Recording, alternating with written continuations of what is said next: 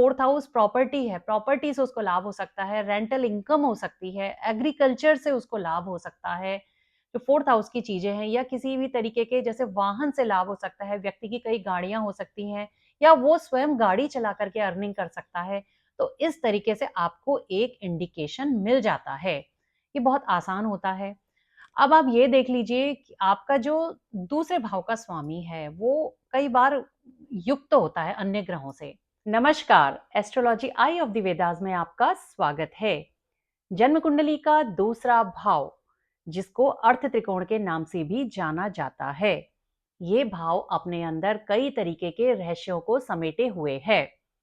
ये भाव न केवल आपके संचित धन का भाव है, बल्कि ये भाव आपके नेत्रों का भाव है। आपकी आंखें जो कि बहुत ज्यादा अनमोल होती हैं, उसका भी ये भाव है।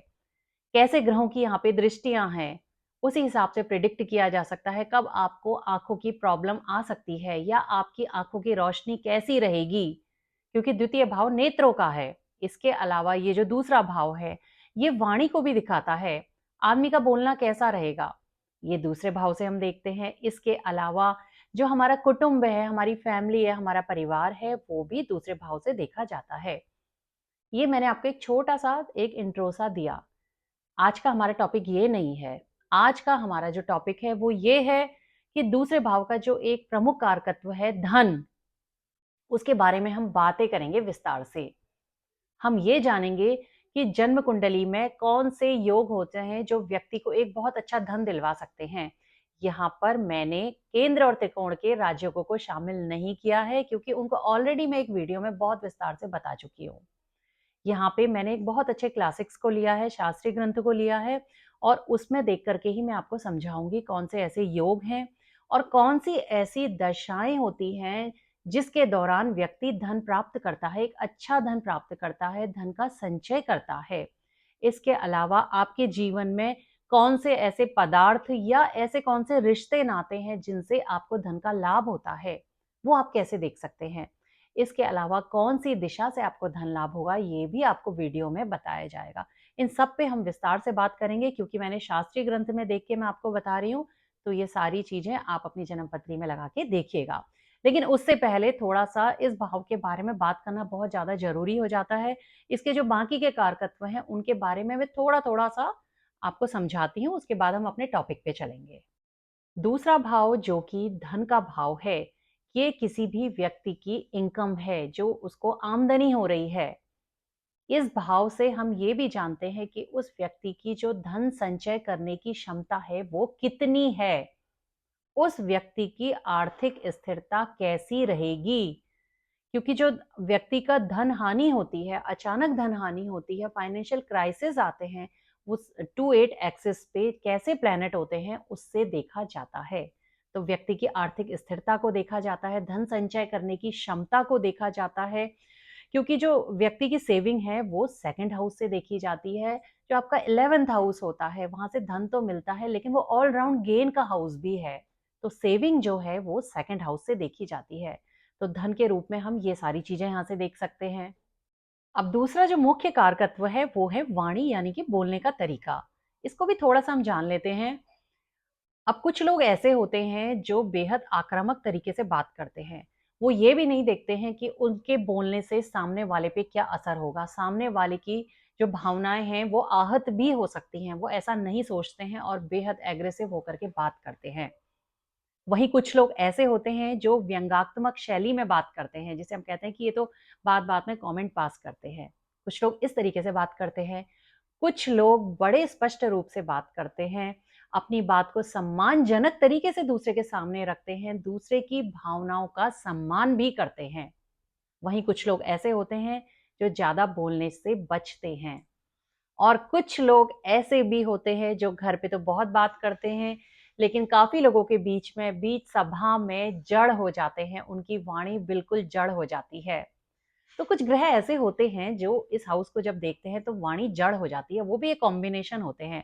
लेकिन आज हमने वाणी पे क्योंकि विस्तार से बात नहीं करनी है, इसलिए मैं थोड़ा थोड़ा सा आपको एक इंट्रो दे रही हूँ। तो ये बोलने की कुछ शैलियां होती हैं जो कि सेकंड हाउस से ही देखी जाती हैं। कोई व्यक्ति अपने जीवन में मूल्यों को कितना महत्व देता है वो भी आप सेकंड हाउस से देख सकते हैं। क्या वो व्यक्ति जीवन में नैतिक मूल्यों को महत्व देता है, यानी कि क्या वो व्यक्ति न्यायप्रिय है, या वो व्यक्ति दूसरों के प्रति दया का भाव रखता है, क्या वो व्यक्ति ईमानदार है, क्या वो व्यक्ति दूसरों के साथ सम्मानजनक व्यवहार करता है। या कई लोग ऐसे होते हैं जो जीवन में आध्यात्मिक मूल्यों को बहुत महत्व देते हैं, जैसे कि ऐसे जो लोग होते हैं वो जीवन में शांति की, प्रेम की और ज्ञान की खोज में हमेशा लगे रहते हैं। ये लोग जीवन के गहरे अर्थ को समझना चाहते हैं। वहीं कई लोग ऐसे होते हैं जो अपने जीवन में पारिवारिक मूल्यों को बहुत महत्व देते हैं, उनके लिए वो ही सबसे पहले होता है। तो हर एक आदमी का अपना-अपना कुछ ना कुछ उसूल होता है। तो किस तरीके का वो व्यक्ति है, वो आप सेकंड हाउस से देख सकते हैं। सेकंड हाउस व्यक्ति को मिलने वाले संस्कारों को भी दिखाता है। क्योंकि जब भी हम किसी की जन्मपत्री देखते हैं तो उसमें सिर्फ यही नहीं देखा जाता है कि भई इसकी कब शादी होगी, कब बच्चा होगा, कब नौकरी लगेगी, ये एक अलग चीज़ है। लेकिन वो व्यक्ति वास्तव में है कैसा? उस व्यक्ति का कैरेक्टर क्या है? वो कैसी सोच रखता है? उसके आंतरिक गुण क्या हैं? तो उन्हीं गुणों को दिखाने के लिए जो सेकंड हाउस है, वो एक इम्पोर्टेंट हाउस होता है। इस हाउस को देखना बहुत ज़्यादा ज़रूरी है। इस हाउस का जो लॉर्ड है, वो कैसी स्थिति में है? इस हाउस का लॉर्ड कितना बली है? इस हाउस से रिलेशन रखने वाले जो प्लैनेट हैं, वो कौन हैं? वो ही सब डिफाइन कर देते हैं कि व्यक्ति कैसे मूल्यों को का पालन जीवन में करता है या उसके संस्कार कैसे हैं। इसके अलावा हम लोग जो खाना-पीना खाते हैं, वो भी सेकंड हाउस से दिख जाता है। जैसे हम कहते हैं कि ये खाने-पीने का भाव है, तो कैसे है? जैसे कई लोग होते हैं वो पोषण से भरा खाना खाते हैं जो उनकी हेल्थ को इम्प्रूव करता है, उनकी हेल्थ के लिए सहायक होता है। वहीं कई लोग ऐसा खाना खाते हैं जो उनके लिए, उनके हेल्थ के लिए बिल्कुल भी अच्छा नहीं होता है। तो ये सारी चीज़ें सेकंड हाउस से देखी जाती हैं। तो चलिए अब हम अपने टॉपिक पे चलते हैं और विस्तार से सेकंड हाउस को जानते हैं। तो दूसरे भाव से जो बनने वाले योग हैं, धन योग हैं, सबसे पहले हम उनको जानते हैं। इसमें और भावों को भी शामिल किया गया है, लेकिन ये केंद्र और त्रिकोण और दूसरे और 11वें वाले आपके धन योग नहीं हैं, ये उनसे कुछ अलग हैं। तो यहाँ पे क्लासिक्स का ये कहना है, उसने प्रथम भाव को लिया है, जो कि मैं आपसे शुरुआत से ही कहती आई हूँ, अपनी हर वीडियो में आपको बताती हूँ कि प्रथम भाव का स्वामी या प्रथम भाव का बली होना बहुत ज़रूरी है, क्योंकि ये जन्मपत्री के खराब योगों के खराब फलों को रोकता है और जो अच्छे योगों के अच्छे फल होते हैं, उनमें बढ़ोतरी कर देता है। तो इसी में सबसे पहला योग है, अगर किसी का जो लग्नेश है, वो लग्न में ही स्थित हो, यानी कि अपने ही भाव में स्थित हो, तो वो स्वराशि का हो जाएगा, तो ऐसा व्यक्ति धनी होता है। अब इस लग्नेश के साथ मान लिया जाए दूसरे 11वें भाव का स्वामी आ जाता है, तो और अच्छी स्थिति हो जाएगी।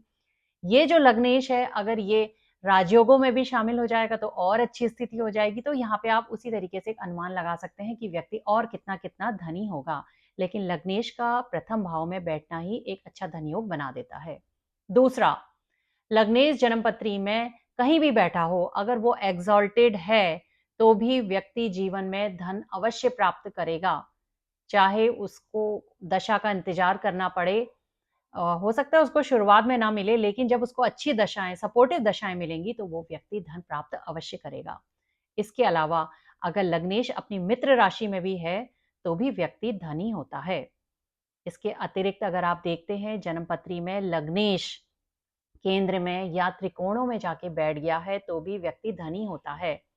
लेकिन इसका मतलब ये नहीं है कि वो केंद्र और त्रिकोण में बैठ गया, नीच का है, शत्रु राशि का है, तो भी धनी बना देगा, नहीं।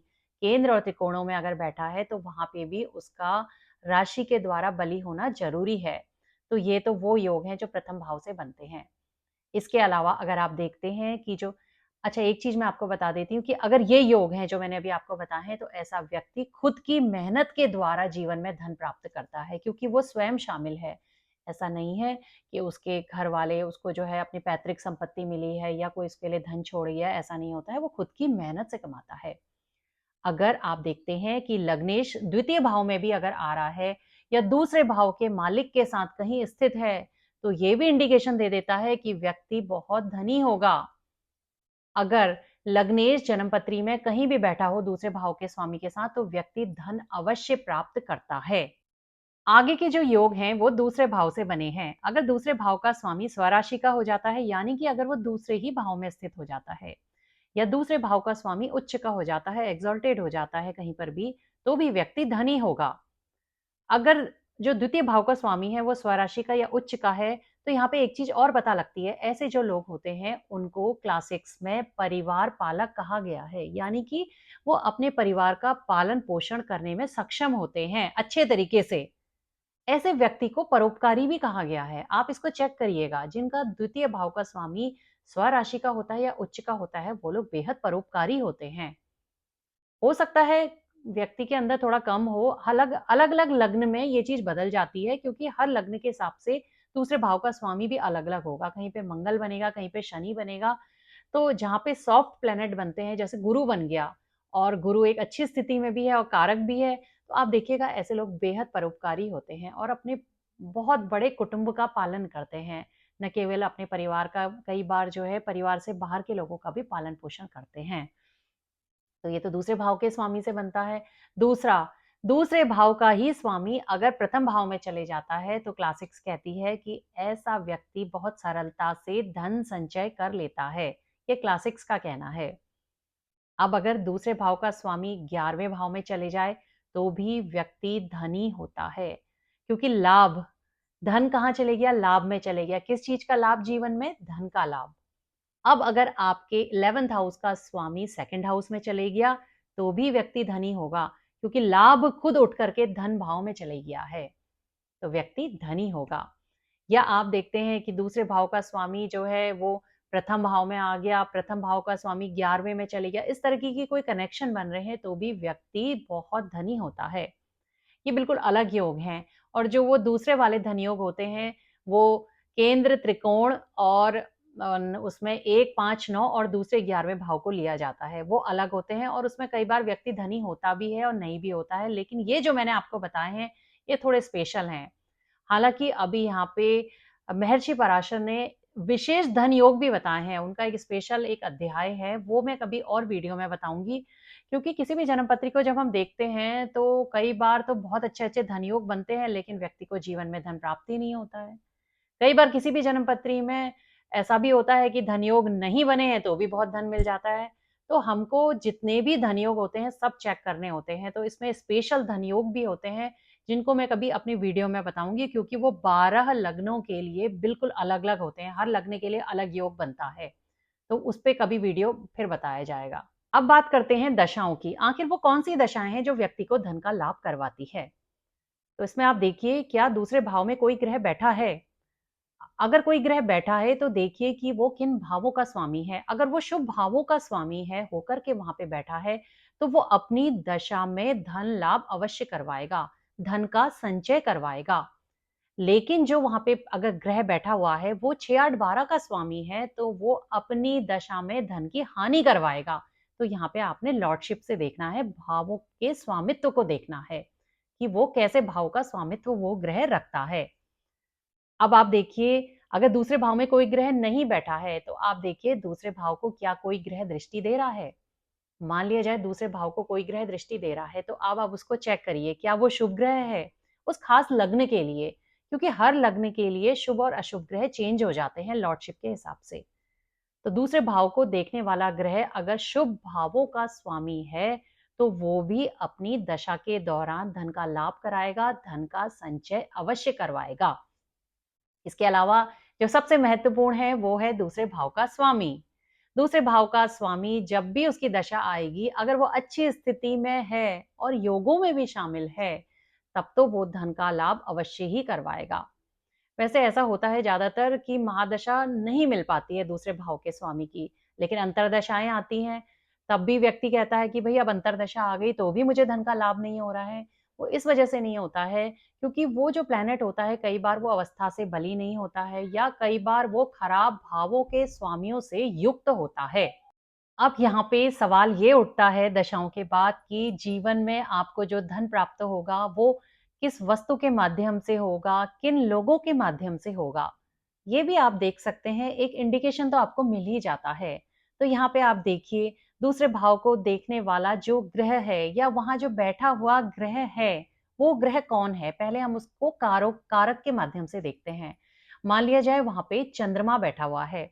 तो वहां पे जो व्यक्ति को धन लाभ होगा उसमें कोई स्त्री शामिल हो सकती है, या उस व्यक्ति को अपनी माँ के माध्यम से, मौसी के माध्यम से, यानी कि स्त्री ग्रह है तो उसके माध्यम से धन का लाभ जीवन में होगा।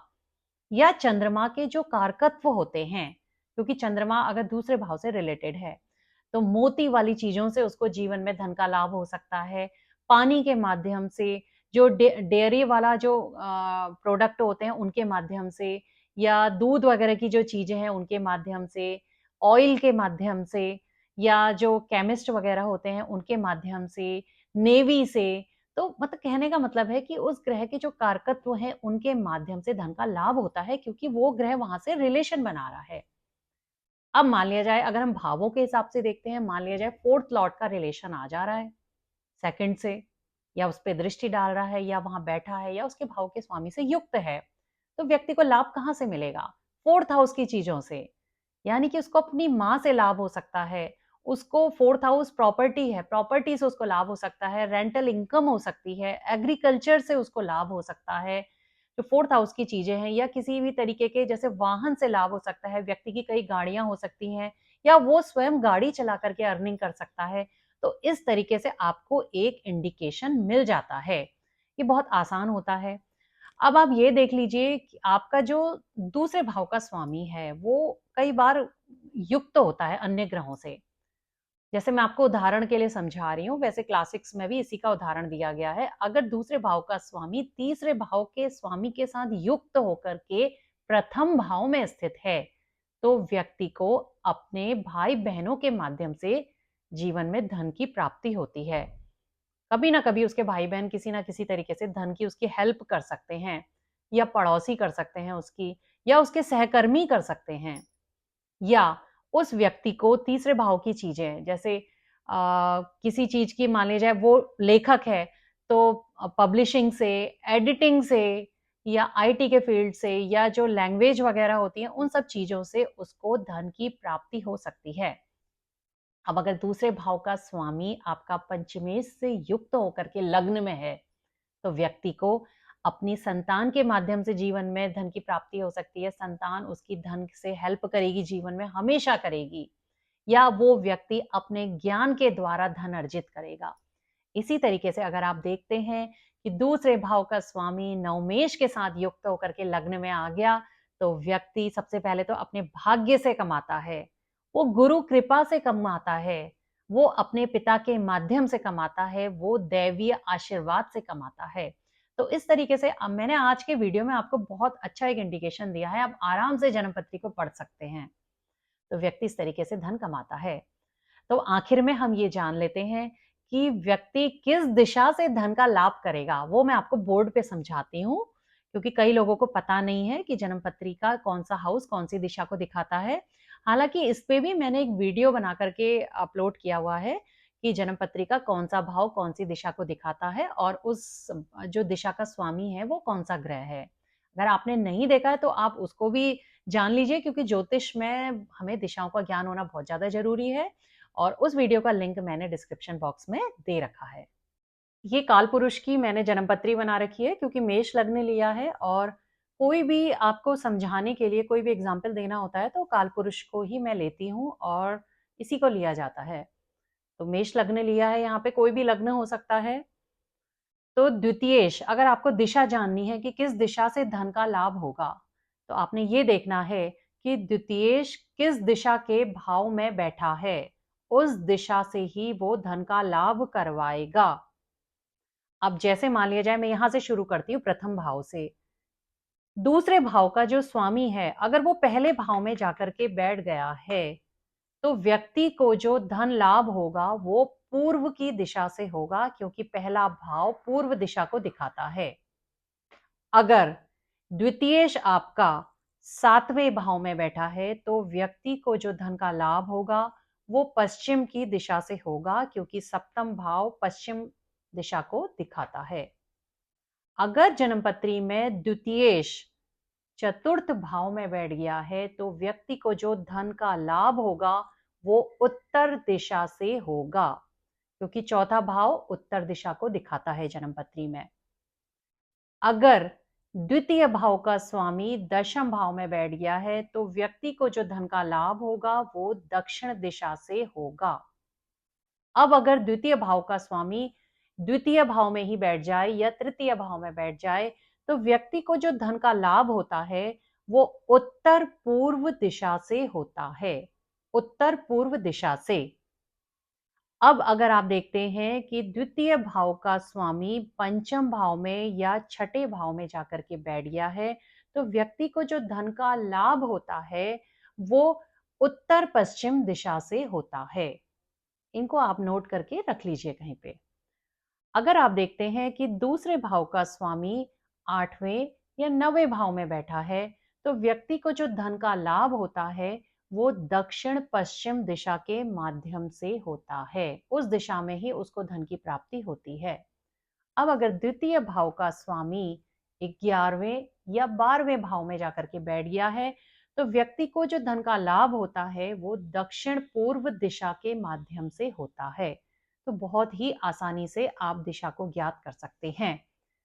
अब यहाँ पे एक कंडीशन और बनती है, अगर द्वितीयेश वक्रीय हो जाता है, रेट्रो हो जाता है, तब क्या रिजल्ट होगा? तो ऐसे में जो तृतीय भाव का स्वामी है वो सारी दिशाओं से धन लाभ कराता है, क्योंकि हमारे ज्योतिष शास्त्र में एक वक्रीय ग्रह बहुत बली माना जाता है। तो ऐसे में द्वितीयेश बहुत ज्यादा बली हो जाता है। तो बली होने का मतलब ये नहीं है कि वो धन बहुत देने वाला हो जाएगा। वो बली कैसी अवस्था से हो रहा है ये देखना जरूरी है। क्या वो उच्च का होकर के वक्रीय हो रहा है, क्या वो शत्रु राशि में जाके वक्रीय हो रहा है, तो वो अलग अलग कंडीशंस वहां पे आ जाती हैं। तो यहाँ पे मैंने आपको पूरा विस्तार से समझा दिया है।